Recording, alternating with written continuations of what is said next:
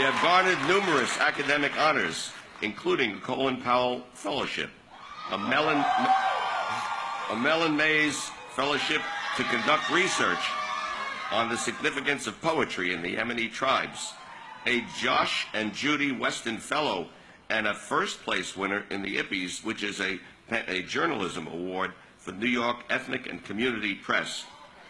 You are a trailblazer as a Yemeni American who has broadened your exposure to both the U.S. and Middle Eastern cultures. President Cueco, please join me in presenting the 2016 Salutatorian Medal to Aruba Malakoli.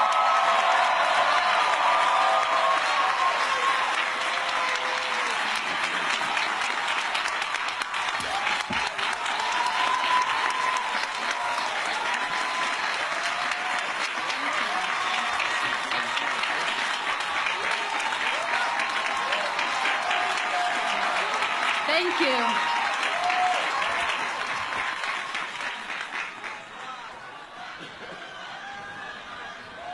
Let me just tell you, the view from here is absolutely incredible. Assalamu alaikum wa rahmatullah. Good morning, class of 2016. President Cueco, our distinguished guests, First Lady Michelle Obama,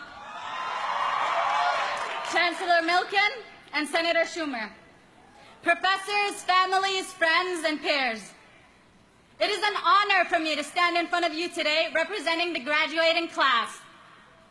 And on behalf of all of us, I would like to take this opportunity to thank everyone for coming out here to celebrate. But honestly, this is probably the easiest thing that you have done for us. So we'll go ahead and thank you for all your support, encouragement, and at times, simply your presence throughout this entire journey. Your presence in our lives and your support is what made this day possible. So thank you.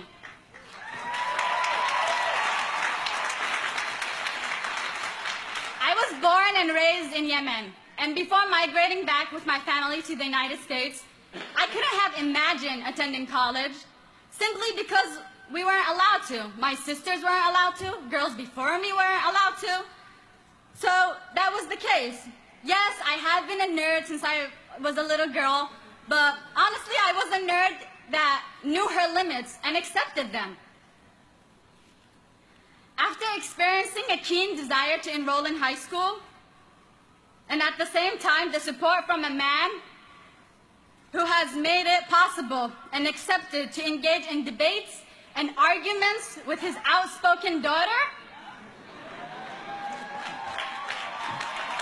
what I used to see as endless walls, they just became obstacles that I needed to either learn how to break down or learn how to climb. I fought to be allowed to pursue an education, for the right to be here. As I am sure all of you standing in front of me today fought for the same thing. We earned the right to be here. My personal story I get to share with you today. I personally fought and broke a tribal tradition that destined girls in the Beni Mansour family of Yemen to the University of Kitchen rather than a proper education.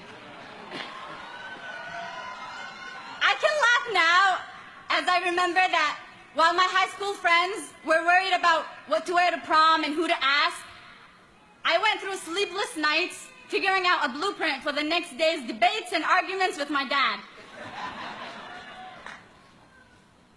At times I cried myself to sleep after hearing from the people that were most close to me what college will do to me. It will ruin me, strip me out of my identity, my religion, my tradition. Basically, it would corrupt me. My first year in college, my aunts feared that their daughters would associate with me because, and I quote, I had no life. I attended weddings and family gatherings, still unmarried, no kids, tugging at my knees, yet they saw that I was happy. And that wasn't the norm. This wasn't the norm. This wasn't this was a change to a system that has been in place for generations. A system that wouldn't have changed without a desire and passion to keep pushing, without the support of my father, who had heard it all, from his siblings to the rest of the village, about my corruption, and how one day I would reduce his name and the families into ruin. He stood up for me, did not lock me up, did not shut me off, did not send me back.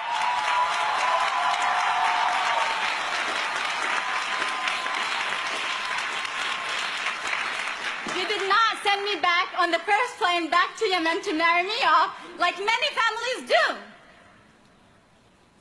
Daddy, I'm standing here today with the First Lady of the United States of America. So hold your head high and proud. You allowed me to push, to debate, to dismantle walls, to persuade, rather than shut me off like the norm. You made me into the woman I am today.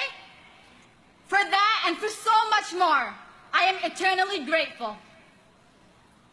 I have come to realize that success is not just me standing here in front of you today, as a woman who broke a tribal tradition.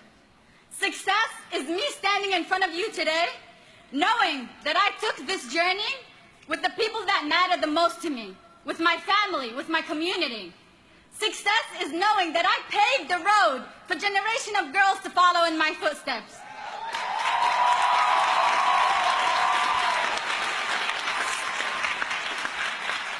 Success is knowing that 11 of my cousins are now enrolled in GED courses.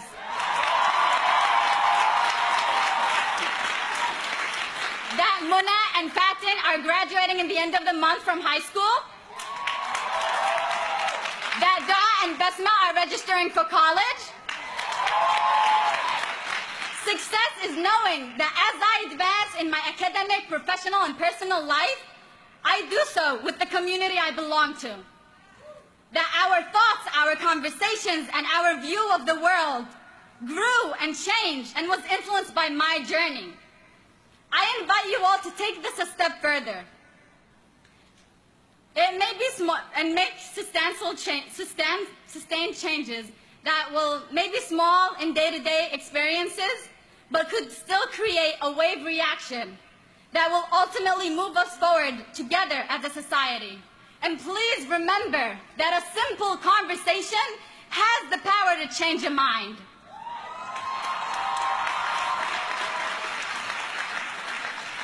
I stand here today empowered by the opportunities that I got at CCNY.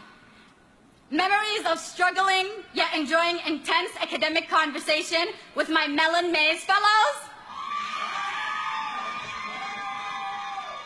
Policy analysis with my Colin Powell fellows. And the determination to seek education, elevation, and knowledge with my Sikh peers.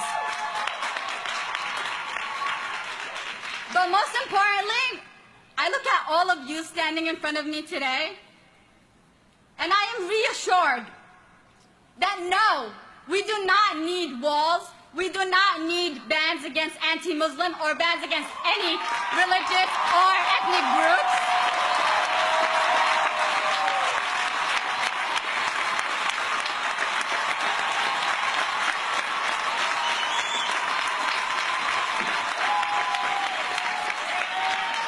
Because hatred and terrorism has no religion, has no ethnicity.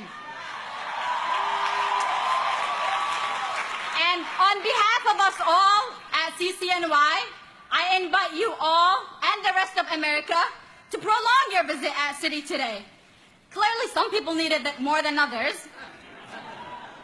But it is here that you will realize that we are an example of what the rest of America can look like.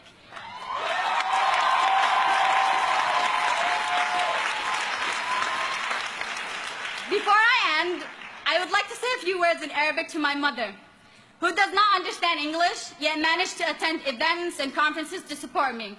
At times even missing when my name was called because of the way it was pronounced. So shout out to my sisters for giving her the heads up when to clap. And who absolutely hasn't understood a word of my speech today, but I have no doubt that if you find her in the audience, her eyes are filled with tears and yet there's a smile on her face.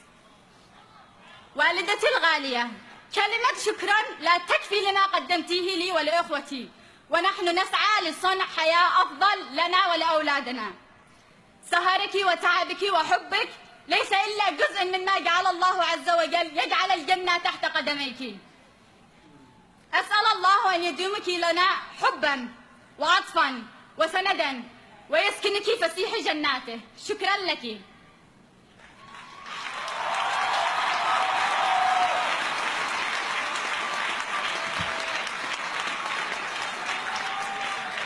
There are people here at City who have made my journey special and helped me reach where I am today. A few of them where I cannot give this speech without mentioning them by name. Thank you to Professor Bessie, Professor Kamal, Professor John, Dr. Brownlee, Dr. Zeballos, my supervisor, Yoko from the Cohen Library, the amazing faculty and staff of the English, History, Foreign Languages, and Sikh departments. A special thanks to my family here today, my friends, and of course all of you graduating today. Class of 2016, congratulations to us all and thank you.